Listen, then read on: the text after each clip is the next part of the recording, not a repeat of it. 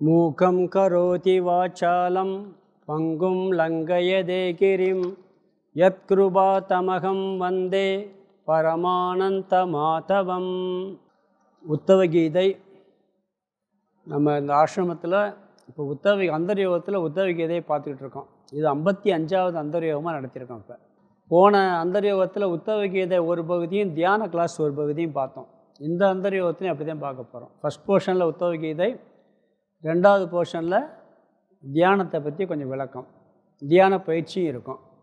உத்தவ கீதையில் இப்போ நாம் பார்க்குறது 7வது அத்தியாயம், பாகவதத்தில் 12வது அத்தியாயம் பார்க்க போகிறோம். 11வது ஸ்கந்தத்தில் 12வது அத்தியாயம். உத்தவ கீதையில் பார்த்திங்கன்னா 7வது அத்தியாயம் நம்ம பார்க்க போகிற அத்தியாயம். முதல் அத்தியாயம் ஃபுல்லாக கதையாக வந்துச்சு உத்தவ கீதையில். 2வது அத்தியாயத்தில் கொஞ்சம் கதை, பிறகு களி தர்மம், களியினுடைய தர்மமெல்லாம் சொல்லி வேதாந்தத்தினுடைய சாரத்தெல்லாம் சொன்னார். சொல்லிவிட்டு பிறகு அவதூத கீதை வந்தது. அவதூத கீதையில் முதல்ல 2வது அத்தியாயத்தில் 8 குருமார்கள், 3ல் 9, 4ல் 7, மொத்தம் 24 குருமார்கள். பிறகு தன்னுடைய சரீரத்தையே ஒரு குருவாக சொல்லி 25 குருமார்களை பற்றி நம்ம விரிவாக பார்த்தோம். பிறகு அடுத்த அத்தியாயத்தில் உத்தவருக்கு நேரடியாக உபதேசம் பண்ணார். அதில் கர்மயோகம், ஞான யோகம், இதை முக்கியமாக 5வது அத்தியாயத்தில் பார்த்தோம். அதில் கடைசியாக உத்தவர் ஒரு கேள்வி கேட்டார். பந்தப்பட்டவனுடைய லட்சணம் என்ன, பந்தப்படாதவனுடைய லட்சணம் என்ன, சம்சார சக்கரத்தில் உழல்பவர்களுடைய லட்சணம் என்ன, அதிலிருந்து விடுபட்டவருடைய லட்சணம் என்ன அப்படின்னு கேள்வி கேட்டார். அதற்காக அடுத்த 6வது அத்தியாயம் ஆரம்பிக்கப்பட்டது. அந்த அத்தியாயத்தில் பந்தம்னா என்ன, மோட்சம்னா என்ன அப்படிங்கிறதெல்லாம் நம்ம விரிவாக பார்த்துருக்கோம். அந்த பந்தம்னா என்னன்னு பார்க்கும் பொழுது அஞ்ஞானிகள்லாம் பந்தப்பட்டிருக்காங்கன்னு சொல்லி அஞ்ஞானியினுடைய லட்சணத்தையும் சொன்னார். மோட்ச லட்சணத்தை சொல்லும்போது ஞானியினுடைய லட்சணம், ஞானிகள்லாம் மோட்சத்தை அடைஞ்சிருக்காருன்னு சொல்லி ஞானியினுடைய லட்சணத்தையும் சொன்னார். இந்த ஞானத்தை எப்படி அடைய வேண்டும் அப்படின்னு ஒரு கேள்வி வரும் பொழுது நம்ம நிறைய படிக்கிறப்ப பாராயணம்லாம் பண்ணோம். விநாயகர், சிவபுராணமெல்லாம் பாராயணம் பண்ணுறோம், எல்லாம் நிறைய பாராயணம் படிக்கிறோம். இதில் வெறும் சப்தம் மட்டும் இருக்குது. இப்போ உத்தவ கீதையில் நம்ம பாராயணம் படிப்போம். அந்த சப்தத்திலிருந்து அதனுடைய உண்மையான அர்த்தத்தை புரிஞ்சுக்கிட்டாதான் ஞானம் வரும்னு சொன்னார். அர்த்த ஞானத்திற்கு வர வேண்டும். நாம் பாராயணம் பண்ணுறது தப்பு கிடையாது. அது மனசை பக்குவப்படுத்தும், மனசை தூய்மைப்படுத்தும். அதிலிருந்து என்ன பண்ண, அதனுடைய உள்ளார்ந்த அர்த்தத்தை புரிய வேண்டும். பகவத்கீதையில் நிறைய பேர் பாராயணம் பண்ணுவோம். அதெல்லாம் ஆரம்பத்தில் நல்லது, மனப்பாடம் பண்ணுறது ரொம்ப நல்லது. அதுக்கு பிறகு அதை நல்ல ஒரு குரு மூலமாக சாஸ்திரத்தை முறையாக படித்து அர்த்தத்தை புரிஞ்சுக்கிட்டால் ஞானம் கிடைக்கும் சொன்னார். பிறகு இந்த ஞான யோகத்திற்கு தகுதி வேண்டும் சொன்னால் கர்மயோகமும் வேணும், பக்தி யோகம் வேணும். இந்த உத்தவ கீதையில் எல்லாம் கலந்து சொல்லிக்கிட்டே வர்றார். எல்லா விஷயமும் அடங்கி இருக்குதுல. இந்த கர்மயோகம், பக்தி யோகம் ஒரு மனிதனுக்கு எப்படி ஏற்படும்னா, ஞானத்துக்கு கர்மயோகம் வேணும், பக்தி யோகம் வேணும். கர்மயோகம், பக்தி யோகம் எப்படி ஏற்படும்னா சத்சங்கத்தின் மூலமாக ஆரம்பித்தார். இந்த அத்தியாயத்தில், இனிமேல் பார்க்க போகிற அத்தியாயத்தில் சத்சங்கம் என்பது பகவானோட வர்ற பக்தின்னு சொல்ல போகிறார். இனிமேல் வரக்கூடிய அத்தியாயத்தில் சத்சங்கமே பகவான் மேலே வைக்கிற பக்தின்னு சொல்ல போகிறார். பொதுவாக சத்சங்கம்னா என்ன, சத்புருஷர்களுடைய தொடர்பு, நல்ல மனிதர்களுடைய தொடர்பு. அப்போ நல்ல மனிதர்கள் யாருன்னு கேட்கும் பொழுது 30 பண்புகளை விளக்கி பார்த்தோம். நான் சுருக்கமாக சொல்லிட்டு வரேன், ஒவ்வொரு வரியில் ஒவ்வொரு அத்தியாயத்தையும் 30 பண்புகள் பார்த்து கடைசியாக பார்த்த பண்பு என்னென்னா பக்தி. அதில் கடைசியாக பக்தி. ஏன்னா உத்தவர் கேட்ட கேள்வியே பக்தியினுடைய லட்சணம் என்ன, சத்சங்கத்தினுடைய லட்சணம் என்னன்னு ஒரு கேள்வி கேட்குறார். அதுக்காக சொல்லி விளக்கி கடைசியில் என்ன பண்ணார், சத்சங்கத்துக்கு சத்புருஷர்களுடைய லட்சணத்தை சொல்லி பக்தியை பற்றி கடைசியாக சொன்னார். பக்தியினுடைய லட்சணம். அந்த பக்தியை பற்றி பார்க்கும் பொழுது எதெல்லாம் பக்தி அப்படிங்கும்போது பகவானை தரிசிக்கிறது, அலங்காரம் பண்ணுறதுன்னு சொல்லி உருவ வழிபாடுகள், நிறைய பூஜை முறைகள்லாம் சொன்னார். பாராயணம் செய்தல், நமஸ்காரம் செய்தல், பகவானுடைய புகழை பாடுறது, இதெல்லாம் சொல்லி இதுவும் பக்தின்னார். யாரெல்லாம் பக்தனாக இருக்கிறானோ அந்த பக்தனை வழிபடுவதும் பக்தின்ட்டார். நம்ம நாயன்மார்களில் பார்த்தீங்கன்னா சில பேர் கடவுளை வழிபட்டு நாயன்மாராக இருப்பாங்க. சில பேர் பார்த்திங்கன்னா பக்தர்கள் வழிபட்டு அவர் ஒரு நாயன்மாராக இருப்பார். அடியாருக்கு அடியான் அப்படின்னு சொல்கிறது மாதிரி. இப்போ அதே மாதிரி தான் சபரிமலைக்கு போகிறவங்கெல்லாம் பார்த்திங்கன்னா அவங்க ஐயப்பாம்பாங்க. அந்த ஐயப்பன் கோயிலுக்கு போகிறவங்களே என்ன பண்ணுவோம், ஐயப்பான்னு தான் கூப்பிடுவோம். முருகன் மலைக்கு மாலை போட்டு போகிறவங்களையும் முருகான்னு கூப்பிடுவோம். அது மாதிரி பக்தர்களையும் வழிபடுவது ஒரு பக்தி அப்படின்னு சொல்லி இந்த பக்தியை பற்றி நம்ம நிறையா பார்த்தோம். பிறகு எதெல்லாம் பக்தி செலுத்துறது, எப்படியெல்லாம் பக்தி செலுத்துறது அப்படிங்கிறதெல்லாம் விரிவாக போன அத்தியாயத்தில் முழுசாக பார்த்தோம்.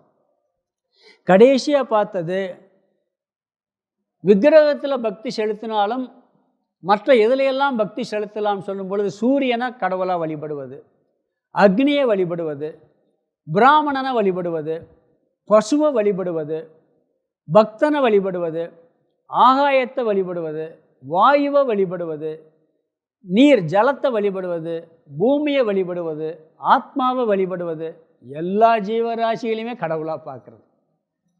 இது ஒவ்வொன்றையும் விரிவாக பார்த்துருக்கோம். நான் சுருக்கமாக சொல்கிறேன். நம்ம இந்து மதத்தில் எப்படின்னீங்கன்னா ஒரு உருவத்தில் மட்டும் கடவுளை பார்க்குறது இல்லை, எல்லா வடிவத்திலையும் பார்க்குற பழக்கம். பஞ்சபூதத்தை கடவுளாக வழிபடுறோம். பஞ்சபூத ஸ்தலங்களே இருக்குது.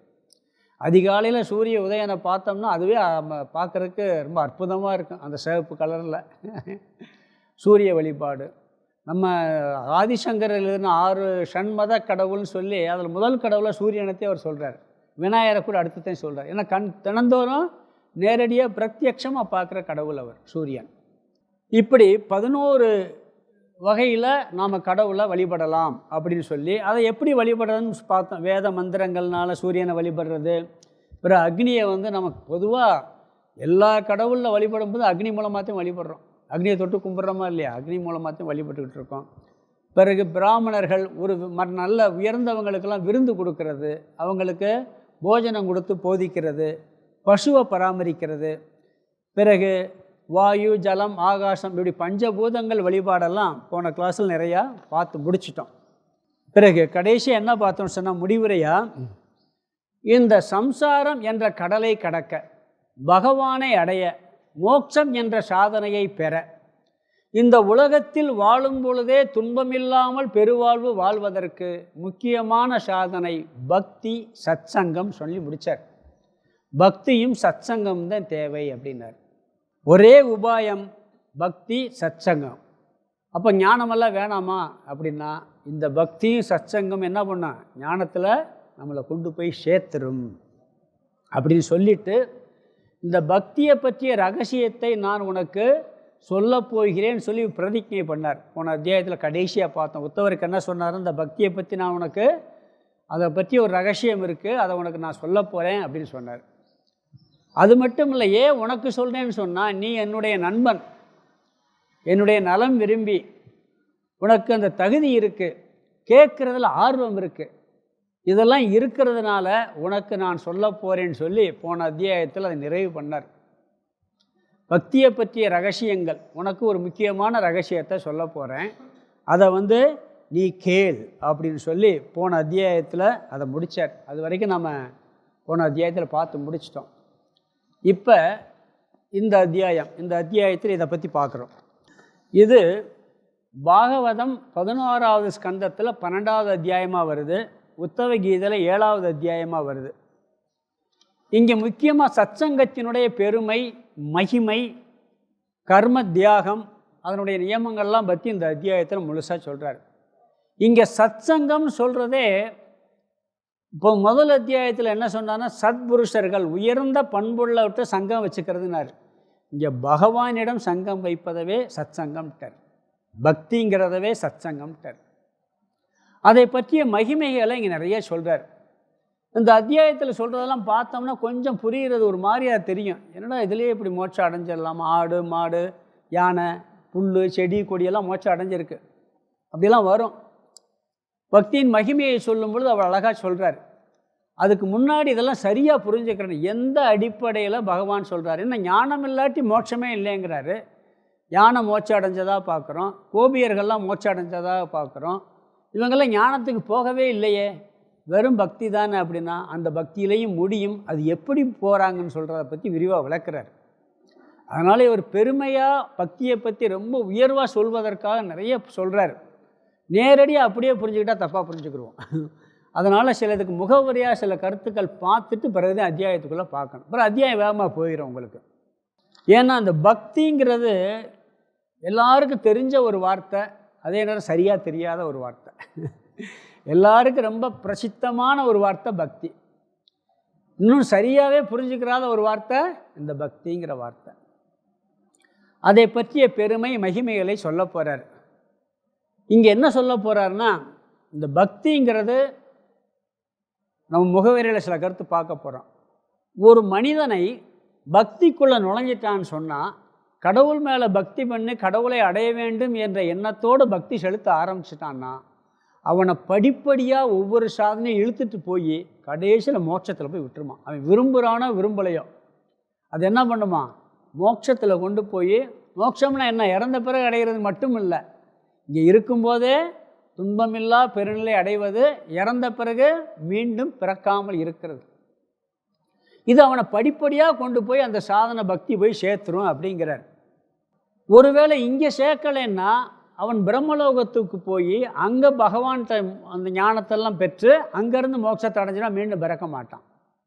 ஒருவேளை பிறந்தால் கூட அந்த சூழ்நிலையில் பிறந்து திருப்பி அடுத்து மோட்சத்தை அடைஞ்சிருவான்கிறார். இந்த பக்திங்கிற சாதனையை பற்றி தெளிவாக புரிஞ்சுக்கிறேன். அந்த அர்த்தத்தை, அந்த வார்த்தை, ஒவ்வொரு வார்த்தைக்கும் சில அர்த்தம் இருக்கும். அந்த என்ன நோக்கத்தில் சொல்லியிருக்கோம் புரிஞ்சாத்தையும் சரியாக புரிஞ்சுக்கிறோம். அதை பற்றியும் பார்க்க போகிறோம். பிறகு எல்லா ஜீவராசிகளும் பக்தியினால் மோட்சத்தை அடைஞ்சிருக்காருன்னு வேற சொல்லப்பட்டிருக்கு. அதனுடைய அர்த்தத்தையும் பார்க்கணும். ஏன்னா மனித பிறவிதான் மோட்சம்னு சொன்ன பிறகு தேவர்கள் கூட மோட்சம் இல்லைன்னு படிச்சிருக்கோமா இல்லையா? பிறகு எப்படி இதில் எப்படி செடி மரமெல்லாம் மோட்சத்தை அடைஞ்சதெல்லாம் சொல்லியிருக்குன்னா அது எந்த அர்த்தத்தில் சொல்லப்பட்டிருக்குங்கிறதையும் நம்ம பார்க்கணும். இதில் முகவுரையில் இந்த கருத்துக்கள்லாம் பார்த்துட்டு பிறகு உள்ளே போகலாம்.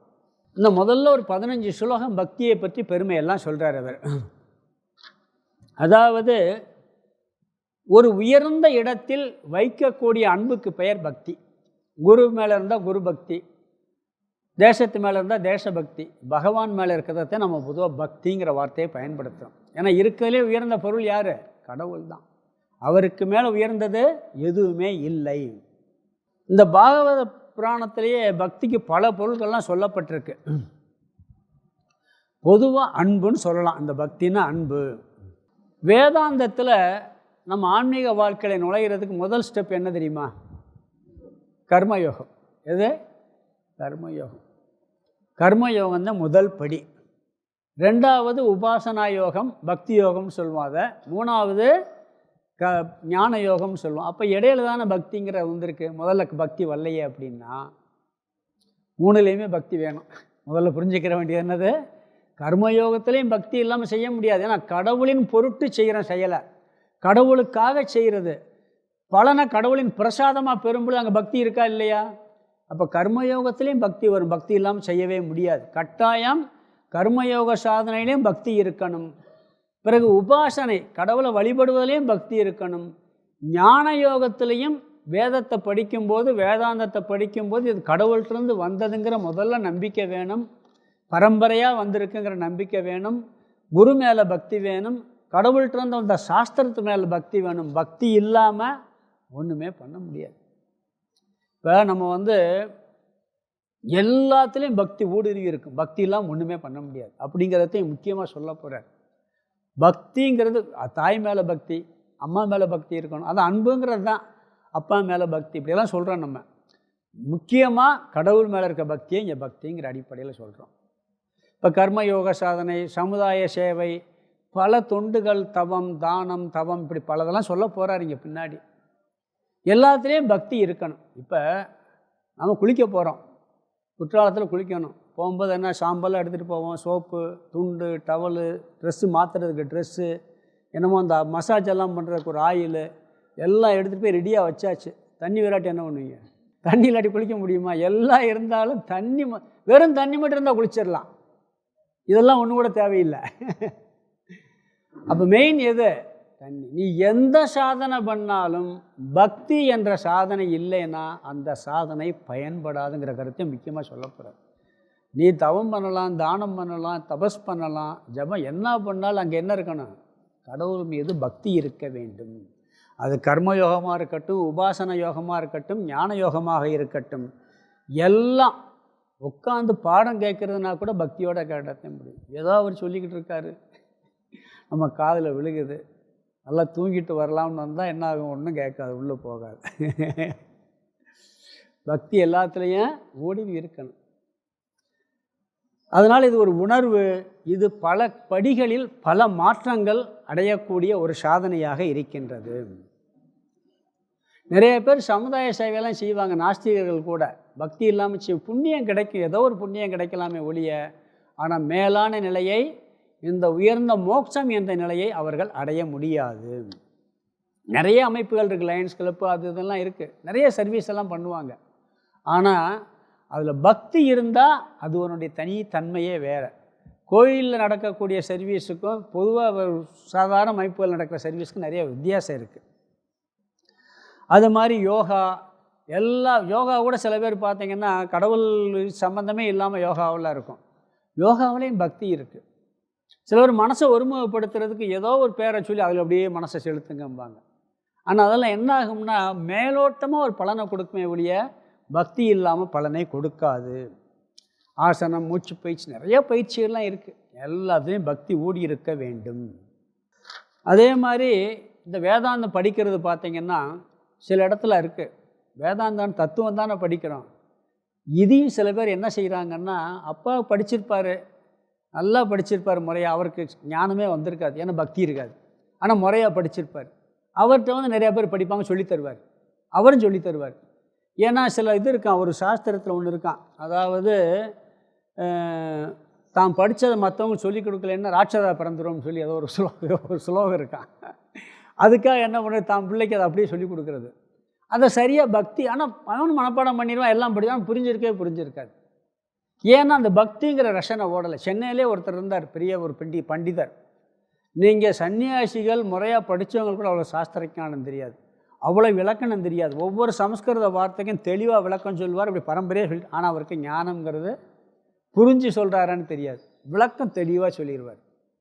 காரணம் என்னென்னா சும்மா படித்து வந்திருக்காங்க. ஆனால் காலையில் டீ ஒரு 10 நிமிஷம் லேட் ஆச்சுன்னா, காஃபி ஃபில்டர் காஃபி லேட் ஆச்சுன்னா ரகலையே நடக்குமா. அவ்வளோ அவர்கிட்ட பெரிய பெரிய சன்னியாசிகள் பாடம் படிச்சுட்டு போவாங்க. இவருக்கு ஒரு சின்ன துக்கத்தை தாங்க முடியாது. அப்போ என்ன படித்த பிரயோஜனம்?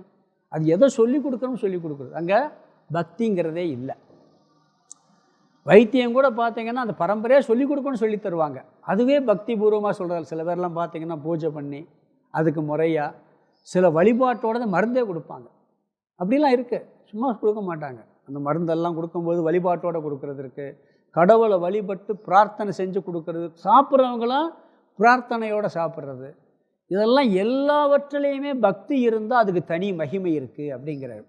அதனால் கர்மயோகமாக இருக்கட்டும், உபாசனா யோகம் ஜபம் தியானமாக இருக்கட்டும், அல்லது வேதாந்த சிரவண மனன நித்தியாசனமாக இருக்கட்டும், பக்தி கட்டாயம் தேவை. சமுதாய சேவை மற்ற எதுவாக இருந்தாலும் இந்த பக்தி என்பது கட்டாயம் தேவை அப்படிங்கிறார். கர்மயோகத்திலே பக்தி இல்லாமல் பண்ணவே முடியாது.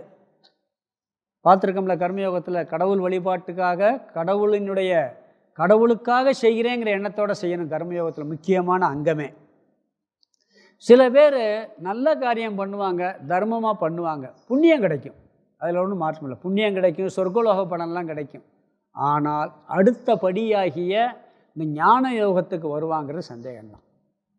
பக்தியோடு பண்ணால் என்ன ஆகும்னா அவனை எரியாமல் அது ஞான யோகத்தில் இழுத்து சென்று விடும். நல்ல இந்த உலகத்துலேயும் தர்மமாக வாழ்ந்து நல்ல காரியம் பண்ணால் சுகம் கிடைக்கும், போகம் கிடைக்கலாம், சொர்க்கலோகம் போகலாம். ஆனால் சொர்க்கலோகம் போயிட்டு திருப்பி கட்டாயம் மனுஷனை வந்ததே ஆகணும், எந்த பிறவின்னு தெரியாது.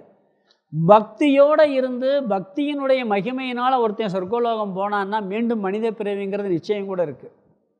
அப்படி இல்லாமல் ஒருத்தன் புண்ணியம் மட்டும் பண்ணிட்டு போனான்னு சொன்னால் அடுத்த பிறவி என்னன்னே தெரியாது. சொர்க்கத்தில் புண்ணியம் முடிஞ்ச உடனே கீழே தள்ளி விட்டுருவாங்க. நம்மளுக்காக சாக போகிறது தெரியும், சொர்க்கத்தில் சாக போகிறது தெரியாது. புண்ணியம் முடிஞ்சவொடனே அடுத்த போயிடுவான், அவன் எந்த ஜென்மம் எடுப்பானே தெரியாது. அப்படிப்பட்ட பிறவிகள் போய் சேர்ந்துடும். ஆனால் பக்தியிலேருந்து போனால் அப்படி இருக்காது அப்படிங்கிறார். அதனால் எந்த சமுதாய சேவை, தவம் பண்ணுறது, தானம் பண்ணுறது எதுவாக இருந்தாலும் பக்தி சிரத்தையோடு பண்ணினால் அதுக்கு பெரிய புண்ணியம் இருக்குது அப்படிங்கிறார். சில பேர்லாம் சொல்கிறாங்க, இந்த தியானம் பண்ணுவாங்க, ஏதாவது ஒரு மந்திரத்தை வச்சுக்கிட்டு, நீ அதை கடவுளை பற்றியெல்லாம் நினைக்காது, மந்திரத்தை மட்டும் அந்த நாமத்தை மட்டும் சொல்லிக்கிட்டே இருப்பாங்க. அதில் மனம் ஒருமுகப்படும், வேறு ஒரு அளவும் ஒன்றுமே கிடைக்காது. பக்தி இல்லாமல் நாமம் சொன்னா கிடைக்கும், மனசு ஒருமுகப்படுமே வெளியே வேறு ஒரு முன்னேற்றம் எதுவுமே இருக்காது. இந்த சகஸ்ரநாமம் படிக்கிறது, வீட்டில் வந்து பாராயணம், லலிதா சகஸ்ரநாமம், விஷ்ணு சகஸ்ரநாமம் இதெல்லாம் படிப்போம், சிவபுராணம்லாம் படிப்போம், வீட்டில் சொல்லித் தருவாங்க. அதை படித்து மனப்பாடம் பண்ணுறது தப்பு கிடையாது. அது பக்தி சிரத்தையோடு பண்ணால் அர்த்தம் புரிவதற்கும் அது வாய்ப்பு கிடச்சி நம்மளை அடுத்த நிலைக்கு கொண்டு போய்விடும். சில நேரங்களில் பகவானை நினைக்காமே அந்த நாமத்தை சொல்ல முடியுமா? மனசுக்கு அப்படி ஒரு சக்தி இருக்கான். அப்படி பண்ணுறதுனால மனம் ஒருமுகப்படுமே ஒழிய மேலே முன்னேற்றம் அடையாது. இதெல்லாம் பக்தி. அதே மாதிரி சில பேர் யாத்திரை செய்வாங்க, டூர் மாதிரி போகிறது பார்த்துருக்கோம்ல. சில பேருக்கெல்லாம் பக்தியே இருக்காது, அப்படியே ஜாலியாக அப்படி திருப்பதி போயிட்டு எங்கெங்கேயோ போயிட்டு யாத்திரை ஒரு டூர் சுற்றிட்டு வருவோன்ட்டு போவாங்க. அதுலேயும் கூட பக்தி இருக்கிறது இல்லை. சில பேர் கரெக்டாக பக்திக்காகவே யாத்திரை போகிறது இருக்குது. சும்மா போயிட்டு யாத்திரை மாதிரி போயிட்டு வந்தால் அதுலேயும் என்ன ஆகும்? ஒரு பிரயோஜனம் இல்லை. ஏதோ மேலோட்டமாக பலன் இருக்குமே ஒழிய பக்தி இல்லாமல் யாத்திரை போகிறதும் கூட அவனுக்கு பலன் தராது. அந்த நிலையிலே நின்றோம், ஞான யோக சாதனைக்கு இழுத்து செல்லாதுங்கிறார். அதனால் பக்தி, கர்மயோகம், உபாசனா யோகம், ஞான யோகத்துக்கு படிப்படியாக பக்தி இழுத்து கொண்டு போய் சேர்த்து விடும். சேர்த்து அவனை பிறவா நிலைக்கு கொண்டு போய் சேர்க்குங்கிறார். இங்கே இந்த பக்திங்கிற ஒரு பேர் தான் கர்மயோக இதில் 12வது அத்தியாயத்தில் சொன்னார். கர்மயோக பக்தி, கர்மயோகத்தை 2 பக்தி, விஸ்வரூப பக்தி, ஞான யோக பக்திம்பார். ஒரே பக்தி பல பேர் அடையுது. ஒரே பக்தி தான் எத்தனை பேர்? பல பேரில் மாற்றம் அடைஞ்சு ஸ்டெப் பை ஸ்டெப்பாக வரும்.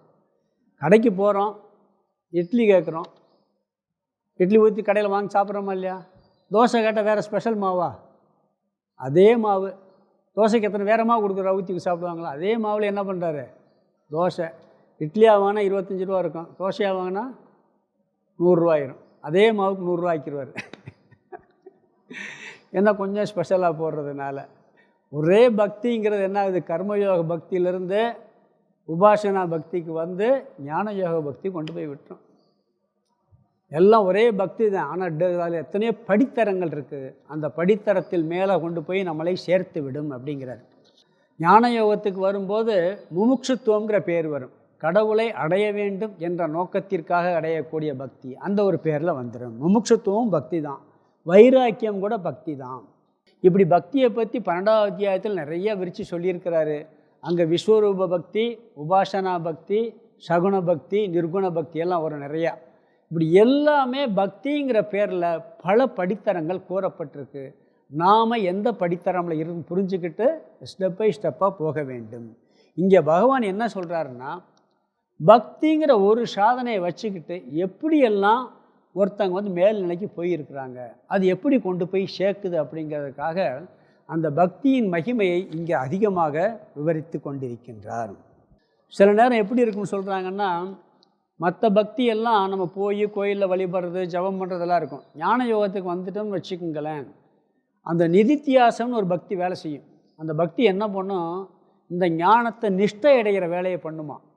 அது தன்னை எறியாமல் இந்த பக்தி இந்த ஞானத்தை உள்ளே கொண்டு போய் ஜீரணம் பண்ணி நம்மயம் ஆக்கி விட்டுமா.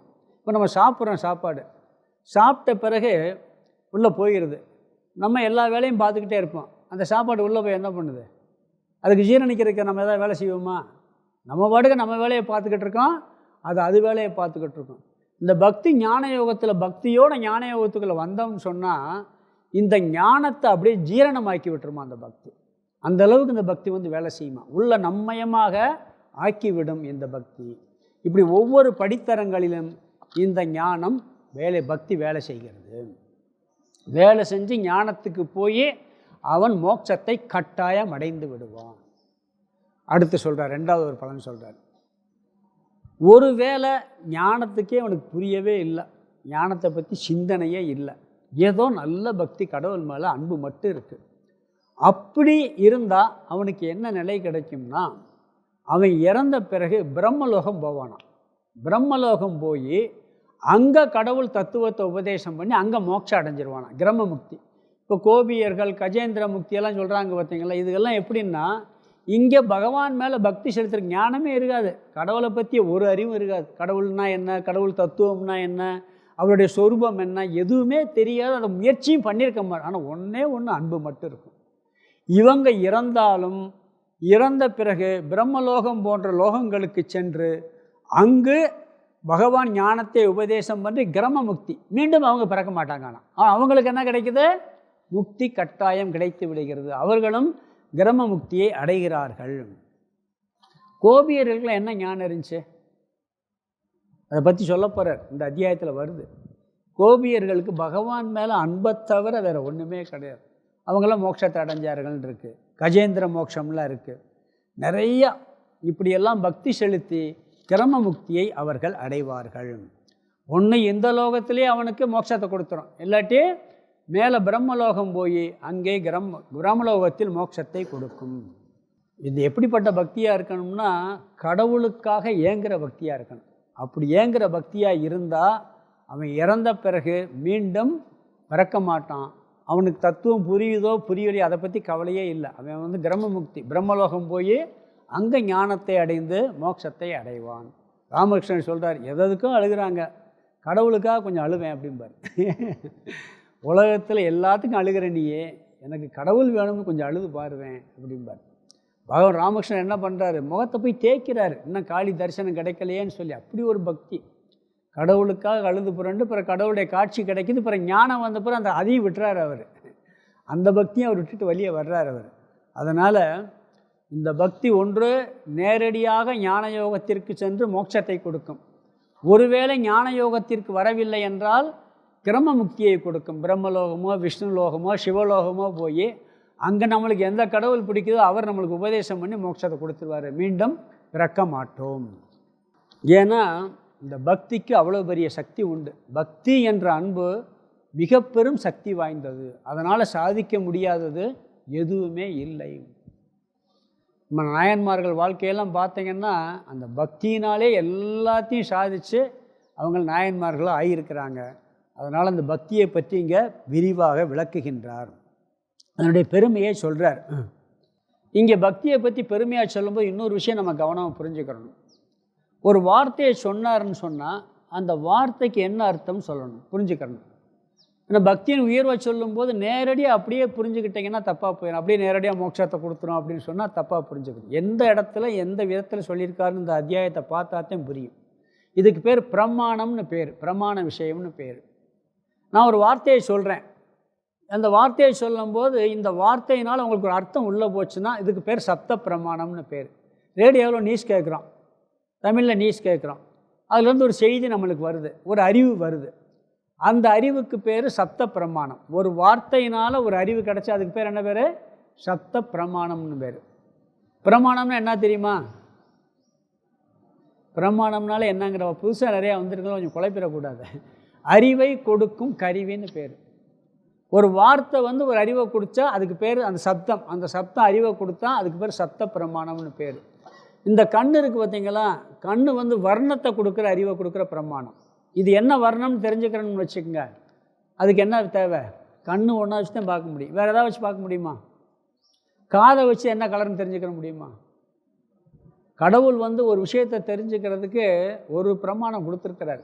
சப்தம்னா என்ன பேசுகிறத கேட்கணும்னா காது தான் வேணும். அப்படி ஒரு அறிவை கொடுக்கும் கருவி. நாக்கு சுவைங்கிற அறிவை கொடுக்குற கருவி. அது மாதிரி ஒவ்வொரு வார்த்தையும் ஒரு அறிவை கொடுக்குது. நம்மளுக்கு கொடுக்குதா இல்லையா? இப்போ எதோ நீ சைனீஸ் மொழியில் நீ சொல்லிக்கிட்டு இருக்கான், அது எப்படி இருக்கும்? ஏதோ அறிவை கொடுக்குமா? அது வெறும் கட்டப்படான்னு கேட்கும், ஏதோ டம் டம் சத்தம் கேட்கும், அப்படித்தான். ஏதோ அறிவு வருமா? அதனால் அதுவும் சப்தம் தான். ஆனால் அறிவு வருமானு அறிவு வராது. அப்போ பகவான் ஒரு வார்த்தையை சொன்னார்னா எந்த இடத்துல எந்த நோக்கத்தில் சொல்லியிருக்காருங்கிறத சரியாக புரிஞ்சுக்கிறது மிக முக்கியமான விஷயம். இந்த அத்தியாயத்தில் அப்படிலாம் சொல்கிறதுனால அதை சொல்கிறார். இங்கே ஒரு வாக்கியத்துக்கு இதுதான்னு கரெக்டாக புரிஞ்சுக்கணும். சில நேரங்களில் ஒரு வார்த்தைக்கு அப்படியே புரிஞ்சுக்கிட்டேன்னா தப்பாக போயிடும். இப்போ ஒருத்தன் ஒரு காரியம் பண்ணிக்கிட்டு இருக்கான், ரொம்ப தப்பாக பண்ணிட்டான், புத்திசாலித்தெல்லாம் பண்ணிட்டான். சொன்ன உடனே என்ன பண்ணுறாரு, அவன் ஃப்ரெண்டு இப்படி பண்ணிட்டியா, நீ ரொம்ப புத்திசாலிடா அப்படிங்கிறாரு. ரொம்ப புத்திசாலிடான்னா என்ன அர்த்தங்க?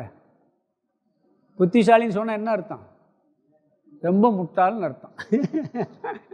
ரொம்ப புத்திசாலின்னு சொன்னால் அப்போ அந்த வார்த்தைக்கு அப்படியே அர்த்தம் புரிஞ்சுக்கலாமாங்க? அங்கே அப்படியே அர்த்தம் புரிஞ்சுக்கிற முடியாது. ஏன்னா இவன் செஞ்ச செயல் அப்படி, அதை கண்டிக்கிறதுக்காக சொல்கிறாரு. அப்போ அதுக்கு டைரெக்டாக ஆப்போசிட் அர்த்தம் புரிஞ்சுக்கிற வேண்டியிருக்கு.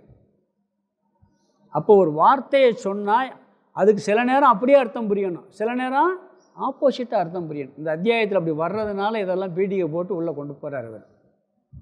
ஏன்னா எந்த இடத்துல அந்த இடத்துல புத்திசாலின்னு சொன்னால் நம்மளை முட்டாள்னு சொல்கிறான்னு புரிஞ்சுக்கிறணும். அவர் புத்திசாலின்னு சொல்கிறதுக்கு அர்த்தம் என்ன?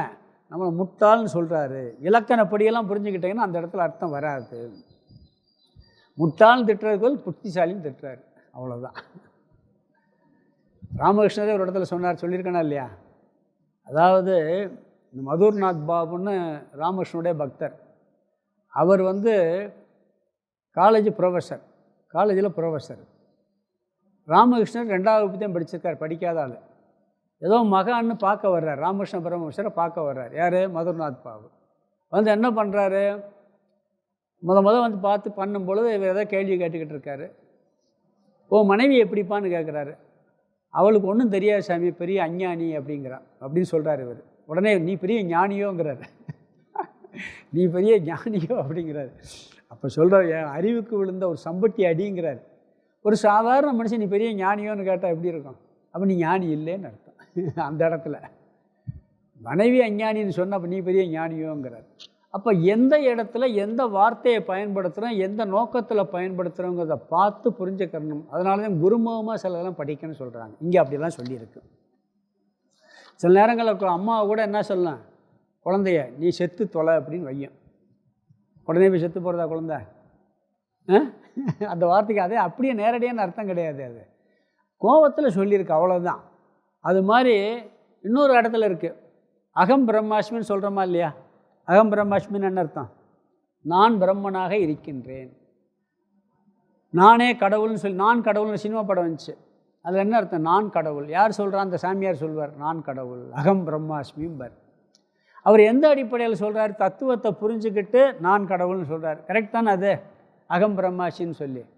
ஆனால் ஒரு இடத்துல தெய்வ அசுர சம்பத் விபாக யோகம்னு சொல்லி நம்ம இதில் கீதையில் வருது 16வது அத்தியாயத்தில். அசுர குணத்தில் ஒன்று சொல்லணும். யார் நான் கடவுள்னு சொல்கிறானோ அவன் அசுரன்னு சொல்வார். நானே கடவுள்னு யார் சொல்கிறாரோ, எவன் சொல்கிறானோ அவன் அசுரன்னு சொல்லியிருக்கு. வேதாந்தத்தில் என்ன சொல்லியிருக்கு? அகம் பிரம்மாஸ்மி, நான் கடவுள்னு சொல்லியிருக்கு. அப்போ இந்த இடத்துல என்ன, இந்த இடத்துல என்ன? இரண்யகசிபு சொன்னான் பார்த்தீங்களா, நான் தான் கடவுள் என்னை வழி, அகங்காரத்தில் சொல்கிறது. அப்படி சொன்னால் அங்கே தப்பு. வேதாந்தத்துப்படி நான் கடவுள்னு சொன்னால் கரெக்டு. புரியுதா? வித்தியாசம், ரெண்டுக்கு வித்தியாசம் புரியுதா? இது சில பேர் என்ன பண்ணுறாங்க, இந்த 16வது அத்தியாயத்தில் நான் கடவுள் என்று சொன்னால் அது அசுர குணம் சொல்லியிருக்கு. அப்போ அது சங்கராச்சாரியார் யார்? அசுரர்னு சொல்லிடணும். அத்வைதிகளை பூரா அசுரர்னு சொல்லி மற்ற மதவாதிகள் சொல்கிறாங்க. இது எந்த நோக்கத்தில் சொல்லியிருக்கு, அது எந்த நோக்கத்தில் சொல்லியிருக்குங்கிற வார்த்தையை புரிந்து கொள்ள வேண்டும். அதெல்லாம் மகா வாக்கியமாக அந்த இடத்துல எடுத்துக்கிற கூடாது. இங்கே என்ன சொல்ல போகிறான்னு சொன்னால், சிலதை மிகைப்படுத்தி சொல்வார். அதாவது இது ஒன்று இருந்தால் போதும்ப்பா, வேறு ஒன்றுமே தேவையில்லை அப்படின்னு சொல்லுவார். சில பேர் சொல்லுவாங்க, நீ ராமான்னு ஒரு தடவை சொல்லு உனக்கு மோட்சம் கிடைச்சோம். சொல்கிறோமா இல்லையா? ஓம் நமச்சிவாயான்னு ஒரே தடவை சொல்லு, மோட்சம் கிடைச்சிருமோ. ஏன்னா அந்த மந்திரத்தினுடைய மகிமையை சொல்வதற்காக சொல்லப்பட்டிருக்கிறது. பிறகு இன்னொன்று சொல்வார், நீ வேறு என்ன சாதனை பண்ணினாலும் பலன் இல்லை, பக்தி தான் பண்ணணும்னு ஒரு இடத்துல சொல்லியிருக்கோம். என்ன நோக்கத்தில் சொல்லியிருக்கோம்? என்ன சாதனை பண்ணாலும் பக்தியோடு செய்யணுங்கிறதுக்காக சொல்லியிருக்கு.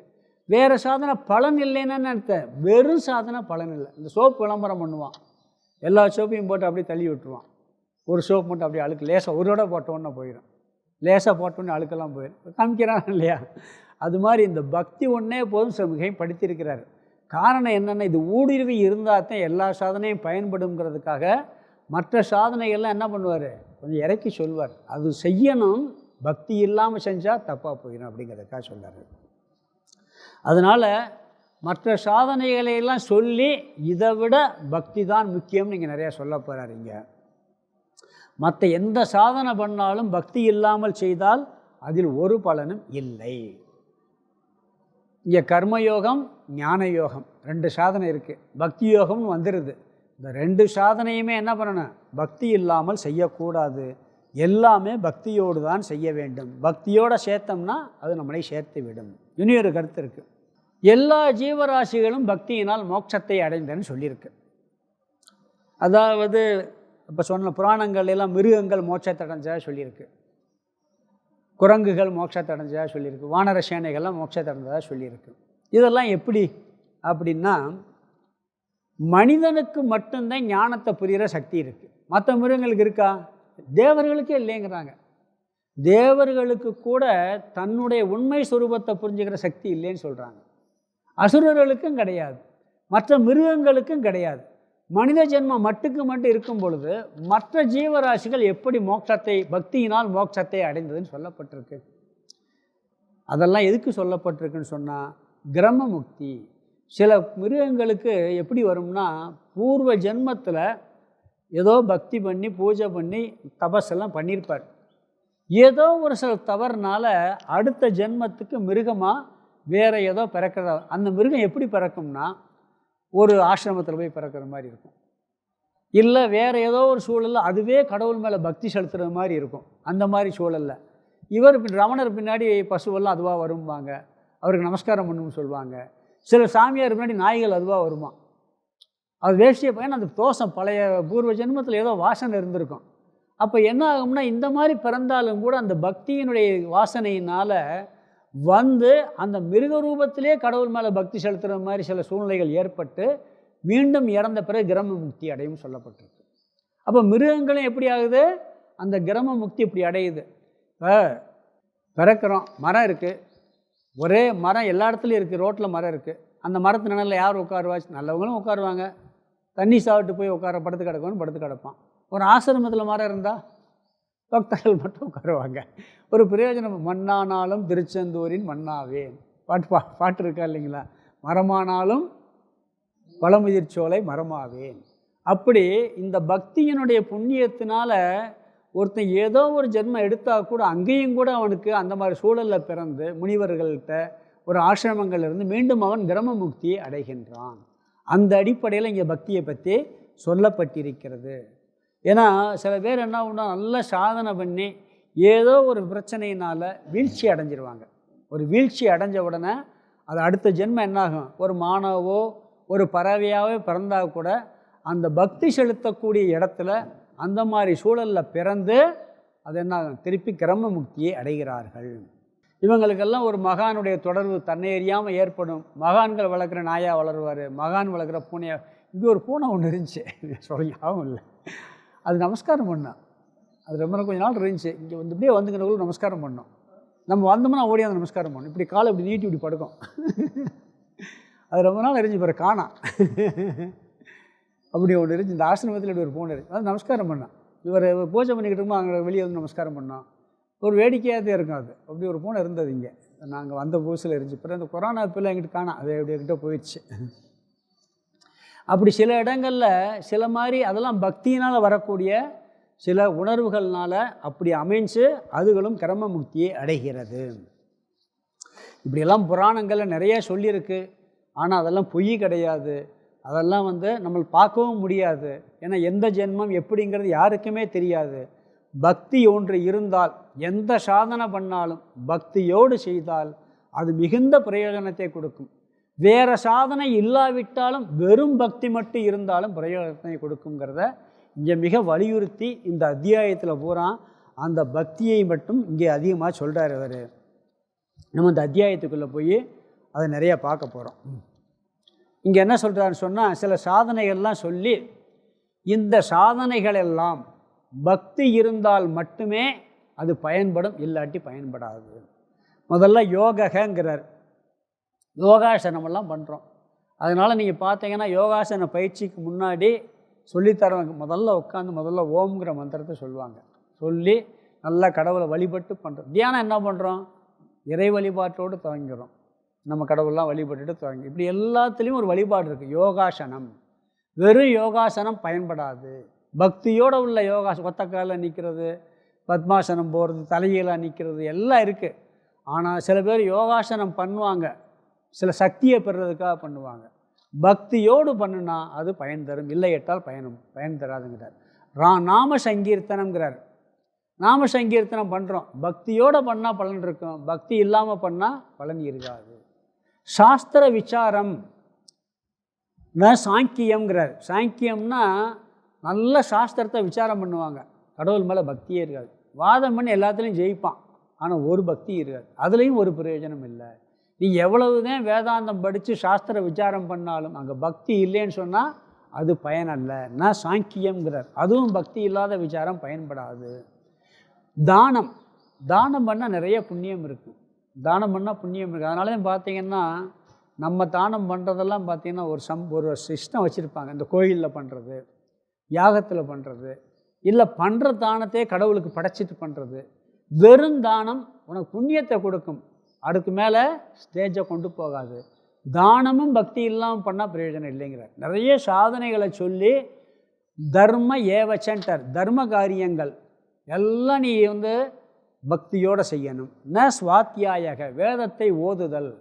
இந்த வேதத்தை ஓதுறதும் பக்தி இல்லாமல் ஓதுனா பிரயோஜனம் இல்லைன்ட்டார். ஒவ்வொன்றா லிஸ்ட்டு போட்டு சொல்லிட்டு வர்றாரு. இதெல்லாம் நீ செய்யலாம், தப்பு இல்லை, ஆனால் எப்படி செய்யணும்? பக்தியோடு செய்ய வேண்டும். தபக, விதவிதமான தபங்கள், விதவிதமான தியாகங்கள் எல்லாத்தையும் நீ செய்ய கூடாதுன்னு இல்லை, ஆனால் பக்தியோடு செஞ்சால் பிரயோஜனம், பக்தி இல்லாமல் செய்தால் பிரயோஜனம் இல்லை. யாகம் ந இஷ்டா பூர்த்தம்ட்டார்.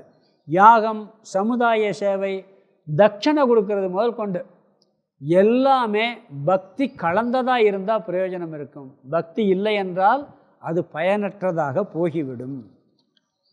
லிஸ்ட்டு போட்டு சொல்கிறார். விதவிதமான யோகாசனங்கள், விசாரங்கள், விதவிதமான தானங்கள், விதவிதமான தவங்கள், விதவிதமான தியாகங்கள், விதவிதமான யாகங்கள், விதவிதமான சமுதாய சேவைகள், விதவிதமான தட்சணைகள் எல்லாம் நீ பண்ணலாம் பக்தியோடு. பக்தி இல்லாமல் பண்ணினால் அதில் உனக்கு பலன் இல்லைன்னு சொல்லி ஒரு 8 சாதனைகள் இந்த முதல் ஸ்லோகத்தில் சொல்கிறார். அடுத்து ஒரு ஸ்லோகத்தில் இன்னும் சில லிஸ்ட்டு போட்டு சொல்கிறார். சிலருக்கெல்லாம் சொல்லி, அதாவது விரதங்கள், பல வகையான விரதங்கள் இருக்கிறோம். அந்த விரதங்கள் எல்லாமே பக்தி இல்லாமல் பண்ணால் பிரயோஜனம் இல்லை. சில பேர் விரதம் இருப்பாங்க, எதுக்கு? சக்தி கிடைக்கிறதுக்கு. இந்த மாதிரி விரதம் இருந்தால் நமக்கு பெரிய ஆற்றல் கிடைக்கும், அது கிடைக்கும், இது கிடைக்கும் சொல்லி குறிப்பிட்ட காலத்தில் குறிப்பிட்ட நேரத்தில் இப்படிலாம் இருக்கும். அது கடவுளுக்காக, கடவுளை முன்னிட்டு செய்கிற விரதமாக இருந்தால் பிரயோஜனமாக இருக்கும், இல்லாட்டி பிரயோஜனம் இல்லை. நம்ம பண்ணுறோம் இல்லையா, கார்த்திகை விரதம், பிறகு சபரிமலைக்கு 48 நாள் விரதம், 42 மாத விரதம், இப்படி பல விரதங்கள் இருக்கும். எல்லாம் அந்த பக்தியோடு இருக்கணுமே ஒழிய, இல்லாட்டி அது பிரயோஜனம் இல்லை. இத்தனை லட்சம் தடவை சமம் பண்ணுறோம், இத்தனை லட்சம் தடவை பாராயணம் பண்ணுறோம், இதெல்லாம் ஒரு பக்தி பூர்வமாக இருக்கணும், இல்லாட்டி பிரயோஜனம் இல்லை. யக்ஞகன்ட்டார். விதவிதமான யாகங்கள், விசேஷ மந்திர ஜபக, மந்திரங்கள்லாம் கூட நீ சில பேர் பக்தியே இல்லாமல் செய்கிறதெல்லாம் இருக்கான், அப்படி செஞ்சால் ஒரு பிரயோஜனம் இல்லைன்னு வரிசையாக லிஸ்ட்டு போட்டு ஒவ்வொன்றா சொல்லிட்டு. தீர்த்தானி, புண்ணிய தலங்களுக்கு செல்லுதல், பிறகு செய்ய வேண்டியதை செய்தல். பதஞ்சலி சொல்லியிருக்கார், நியமம்லாம். இதெல்லாம் பக்தியோடு செஞ்சாதான் பிரயோஜனம், பக்தி இல்லாமல் செஞ்சால் பிரயோஜனம் இல்லை. கடைசியில் சத்சங்கம், பகவத் சங்கக, இதைத்தான் அதிகமாக விளக்க போகிறார். பகவான் மீது செலுத்துகிற பக்தி, இது இந்த சத்சங்கத்தின் மகிமை. இங்கே சத்சங்கம் சொல்கிறது பகவான் மேலே உள்ள பக்தியை சொல்கிறாரு.